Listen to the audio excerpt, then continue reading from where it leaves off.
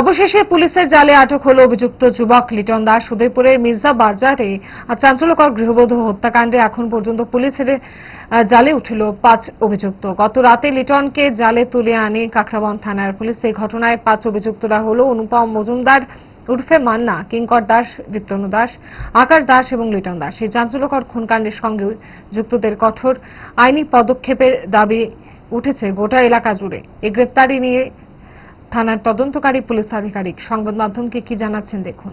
Case তদন্ত দেওয়া হয়েছে আমাদের হাসপাতালে আছে জুনুলাল হারাম।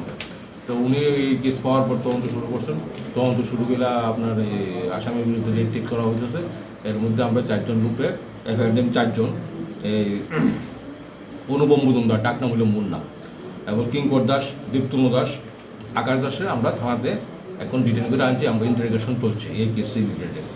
আরেকজনের লেগে তল্লাশি চলছে যে লিটন দাস মেইন আসামি, ওনার লেগে ওসি সাহেব এবং আমাদের এই তদন্তকারী অফিসার এখন এটা রেড চলছে তারা অ্যারেস্ট করার লেগে।